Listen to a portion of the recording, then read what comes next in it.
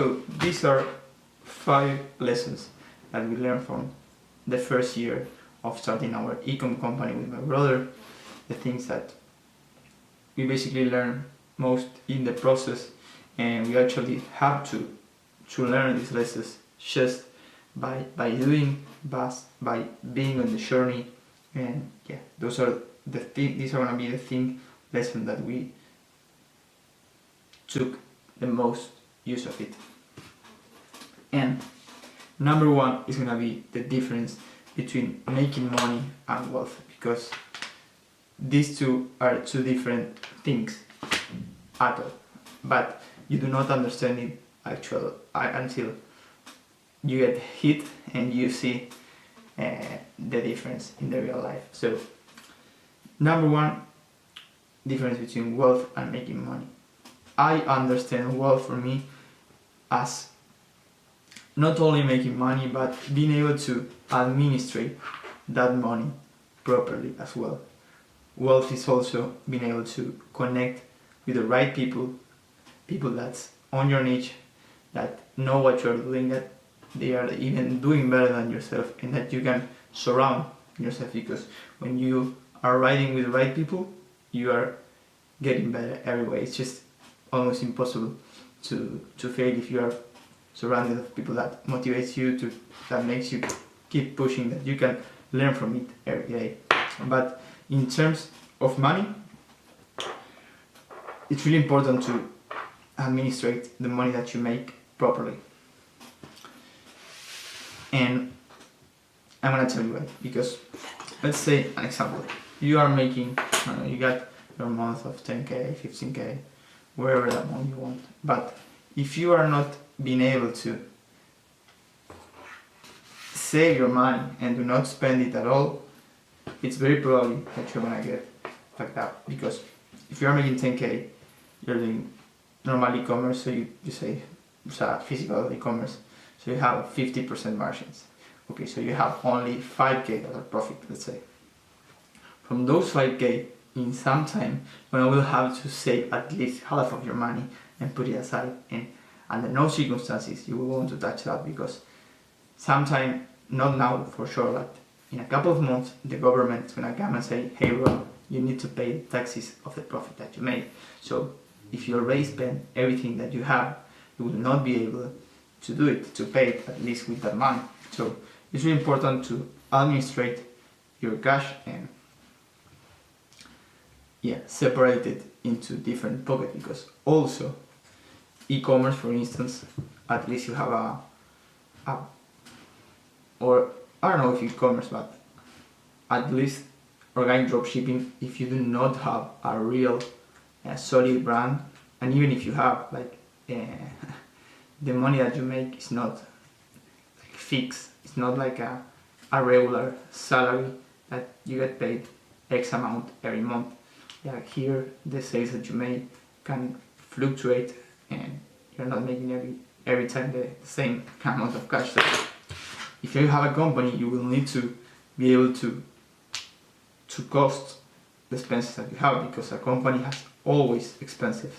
For instance, for us, we need to pay always our accountable, and we need to pay our stores, etc., etc. Like, we always got some amount of cash that we need to pay.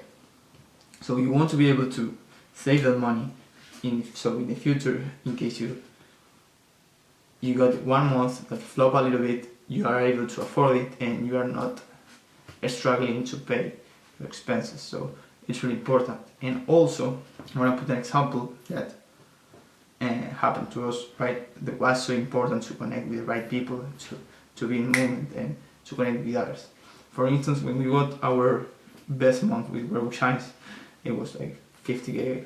Well, almost the revenue that we are doing in this challenge came from Where Book Shine, like 60k in a period of 6 months, let's say 4 months. Well, if we had been able to connect with the right people, we had been able to, in that time, sell the store, and that would probably mean another 60k, or I don't know. But if we will have the connections, if we will connect with the right people in that time, we have been able to sell our store, but we were not aware of it, and we got not the connections. And we lost that train. But the beauty in life is you got more than one train to get up, so yeah, just be aware of it. For number 2 and number 3, I want to talk about universal laws. I think these are really important, and I don't know much people that are talking about. And yeah, I want to talk about because I learned a lot from universal laws. It's universal laws the past year, and I still learning. But I want to talk about 3 of them that I really take lessons from it last year. And number 2, I wanna be two laws, and those are the law of attachment and the law of compounding effect. And the law of attachment basically tells us that in order to manifest what we want in life, we need to let go of things. Like if you're obsessed, you're thinking all the time on it, you will basically drag it, like you are taking it, the energy, you are not believing that you already have what you want, so you are actually making it further from you, you are not attracting it. So the law of attachment tell you that you need to let go of things.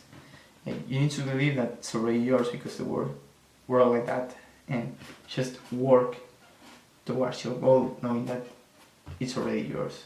And this lead me to the third law, for the next law I was telling you, that is the compounding effect. And the compounding effect basically tells us that small actions, like repeated every day, have a big effect in the future. It's like the snowball effect. So, for instance, my case is organic dropshipping. If every day I'm accountable of posting 2 videos on my account for 1 month, I will have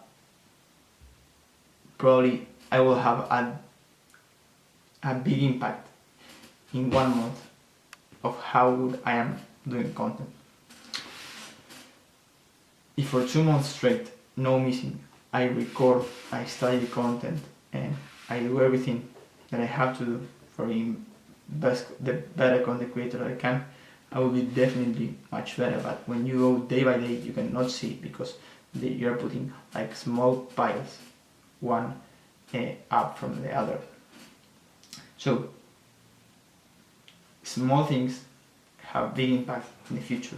It's like this, you go accumulating day by day until you see the effect that you have. And for me it was like this for me I actually saw the effect that it has, because probably most students like I got kind of obsessed with what I wanted to be in life, what I wanted to take my story and that stuff, and I was obsessed like with numbers, and I want to do this, I want to make 10k per month again, I want to buy me this, all this stuff, and was the incorrect. But I should have to know that it's mine.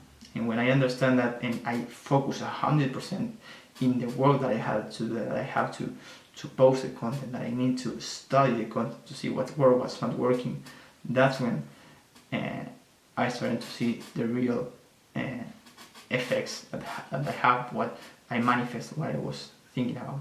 But it was only because I really got focused in the work, in the compounding effect. I was compounding day by day until one day it came alone without even expecting, and didn't even was aware of it, right? In the moment you are not aware of what you are doing, probably. So yeah.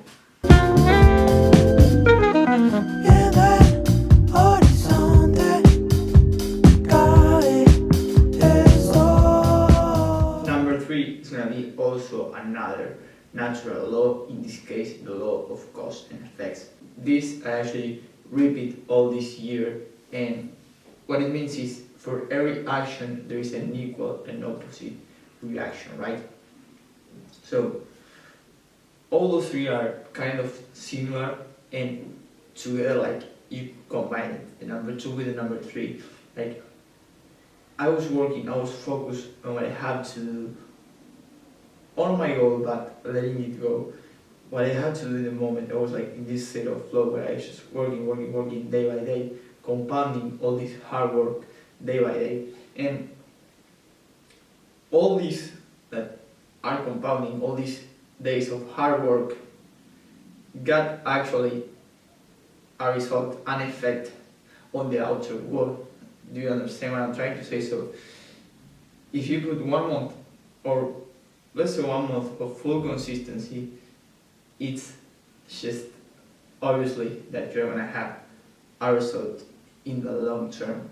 So what's, for simplified, more easy, even more easy, if you, the cause is that you are hardworking every day, the effect in a month is you're gonna be much better in that task that you are doing. And that lesson was one of the things that actually makes you take 100% control of what you are doing, because I just realized I was not in center. It allows you to take control of what you're doing because you are 100% aware of you are the responsible of your ship. You are the one that takes charge and say, okay, I want this is what I have to do.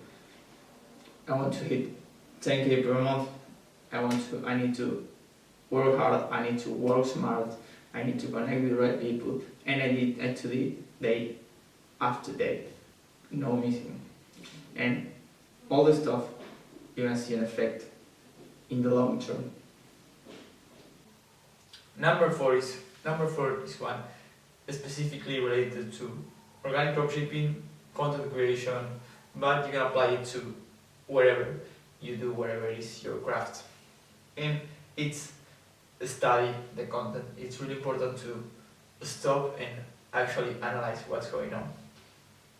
You want to understand what's working, what's, in my case, it was organic dropshipping, to see what's the videos that are performing the best in my niche, to study deeply my niche. In this case, it was the book niche, so actually it was not only book niche, it was like a sub-section in the book niche that is more related with fantasy reading and all that stuff. And as you might imagine, I do not know a shit about fantasy reading. All the stuff that I read is about self-improvement, business, football, all that stuff. But I needed to understand what these fantasy readers are doing. And for me, what I did was I create basically like a burner account, but inside my niche. With this, I could first of all optimize my account to show me all the products that are related, not only products, if not videos of creators in the niche, so I can see what they are talking, because they might have inside shows. Of course they have inside shows, and it's important to understand the inside of the niche, what's like the main core, right? And basically what I did in this account is basically, I have said basically 2 times, sorry, to study, to go to the comments and see what people is talking about, what are the comments with most like. For instance, in one of my videos also went viral because I got a couple of comments. Those comments got like a ton of likes, like 2K likes in the comments is a ton shit of likes. So that actually made the video trigger. So I could use that comment and put it with one of my fake accounts into one of my videos and just replicate that, and I will very probably have big chances of going viral as well. So yeah, study the content wherever your niche is. You're going to kind of go full of it. Of course, you might want to have multiple niche, but it's really important that you understand what you are doing, and also to stop to analyze and see what's working. Because if you're all the time like just recording and you are not stopping to see what you need to do, what can you improve. So it's really important that at least for me, one time at the week, like just stop and see what I'm doing. Like, is this video that I'm doing is working? This concept is working or is not? Well, if it's not working, why will I keep doing the same? I just have to kill it and do another stuff, right? But if it's impossible, if I do not stop to think.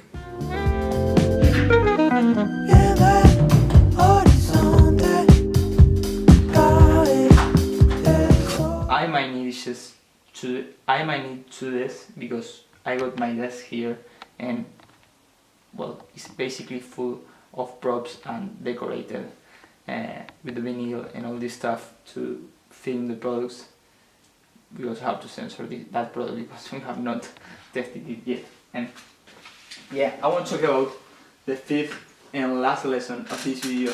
Is gonna be basically hiring. I'm gonna talk about hiring because I think it's really important, and even if it may seem obvious what I want to say, actually when I was in Italy playing last Q4 and I totally detached myself from the company and the content creation and everything that it has to do with it, we hire a content creator and we make the mistake of, or I did the mistake of not giving her any indication.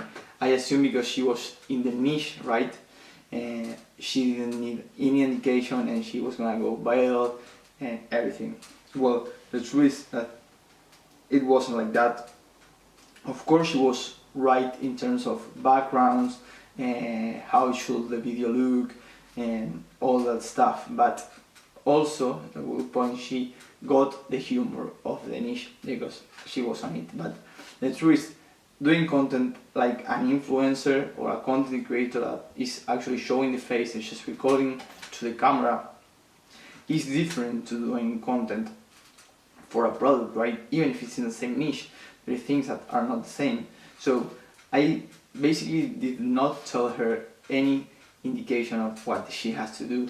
And we have been working like for 2-3 months and I only told her some stuff that I think she needed to correct in the last 2 weeks, and probably that was a big mistake because it was an investment, right?